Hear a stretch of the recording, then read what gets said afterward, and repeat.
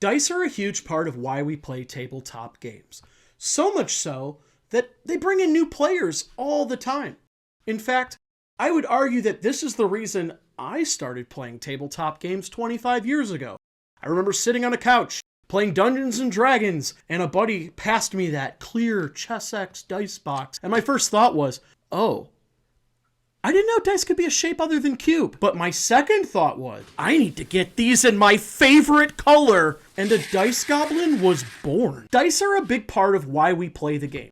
Whether you're at a convention, your friendly local game store, or you're just hanging out with your peeps at the table and you're looking at what they're rolling with. We love dice, and they enhance tabletop gaming. My name is Corey. I'm with the Commonlands. I wrote Wanderverse, a 526-page tome. If you're interested in nuanced dice mechanics and probability, stick around, I got just the thing for you.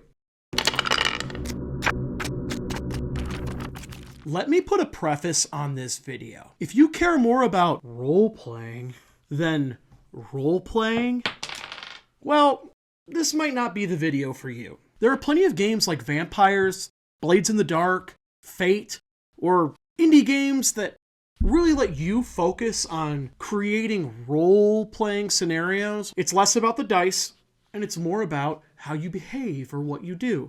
And that's totally fine. Those games are super fun. Those games are for people who want to have a small theater club in their basement.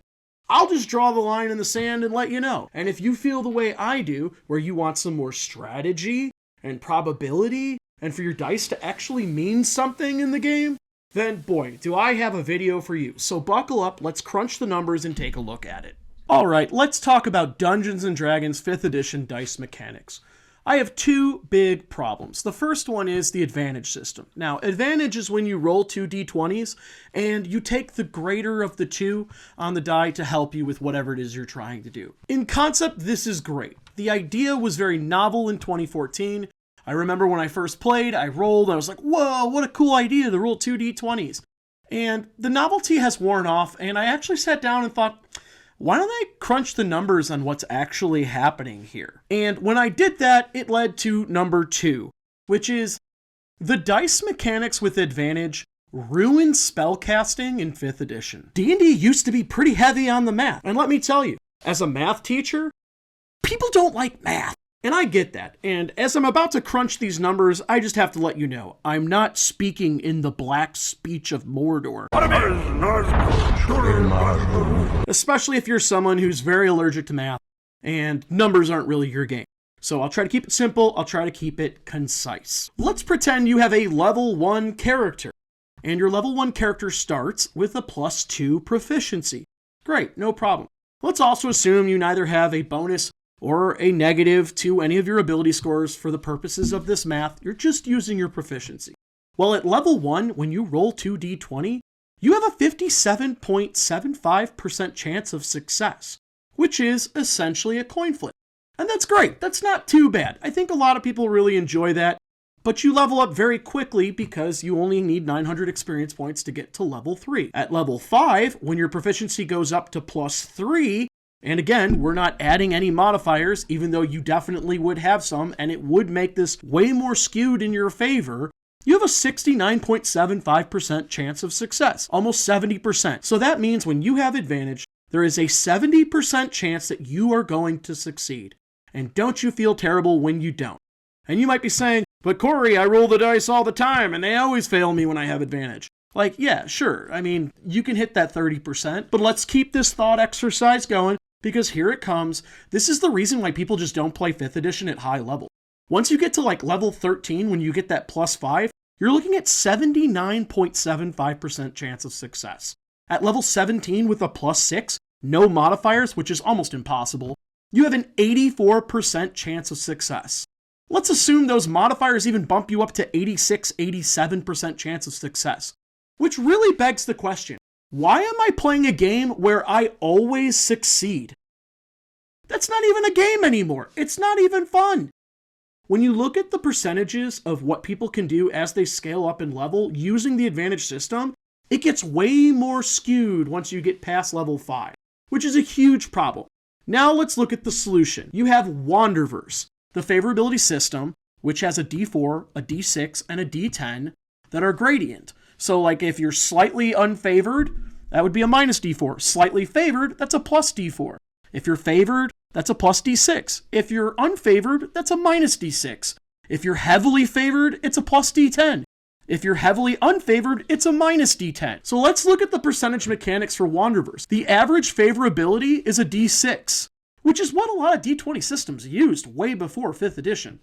So with a +1 to your proficiency bonus at level 1, rolling a D20 plus a D6, no ability modifiers, you're looking at 52.5%, which is comparable to what 5th edition is. So when you get up to like +4 for your proficiency bonus, you're at 67.5%. Whereas in 5th edition, you're at almost 80% with 79.75%. When you get to that +5, that tier of gameplay in Wanderverse, you're at 72.6%. Whereas with 5th edition, you're at 84%. This is a problem because I want my actions to feel like they could happen or they couldn't happen, like there's consequences. But when you're rolling the dice and you absolutely know that your chances of success are so high that it really doesn't even matter for you to roll the dice, that your game master can just pretty much tell you when you have advantage that, oh yeah, it just happens. You're not even playing a game anymore. You're just hosting a local theater club in your basement. There needs to be strategy. There needs to be probability. And the skewed probability mechanics of 5th edition come through the advantage system, and they need to go. The second problem I have with the dice mechanics in 5th edition is related to your DCs. That is your saving throws. So there are certain spells you cast, and when you cast those spells, you don't roll the dice. The other person rolls the dice. So whether that's the game master or another player, okay, you target someone or a creature, and they have to roll to see if they succeed, avoiding whatever it is you're trying to do. So there's a couple things about this that suck. The first thing that sucks is you just waited 15 minutes for your turn, and guess what? You don't even get to roll the dice on your turn. You're just like, hey dude, I got a DC 13 charm person spell. I'm going to cast it on that person over there, that NPC. And then the DM will roll behind the screen. At level 5 with a +3 bonus, you have a 70% chance of success. Almost invariably, the DM will be like, oh yeah, they passed that saving throw. Or what's worse, oh so much worse, is that you're like, oh yeah, I'm going to cast Charm Person on the big bad evil guy. Haha. And then the DM goes, well, they have legendary resistance, so your dice, yet again, don't even matter at all. And that's extremely frustrating because you spent a lot of money on your dice and you roll them and then you want them to mean something. Here's the solution to the problem. You get rid of saving throws because especially when you get higher up in level, those saving throws mean absolutely nothing. The system itself pretty much caps at like 25. There really shouldn't be anything that goes above 25 for what you need to roll. But in Wanderverse, there are no saving throws. You have two different armor classes. You have your armor class as we know it traditionally, AC, which is a compilation of your strength, your dex, your con, your armor. And then you have your resistance class, your RC, which is a compilation of your mental skills, intelligence, wisdom, that sweet, sweet riz. And these things are what you use to attack other people. So if I want to cast Charm Person on someone else, I'm making the roll now against their RC because it's a mental effect. Some of the spells are targeting AC and RC because it has a condition and a physical effect. For example, Fireball. Fireball does physical damage because it hurts and it's made of fire. But it also can create a burning effect that lasts. And whenever there's an effect that lasts, you're attacking someone's resistance class. Think of like John McClane, how he walks on the glass and he doesn't get hurt as he goes through it. That strength of resistance. Well, some of that is mental fortitude.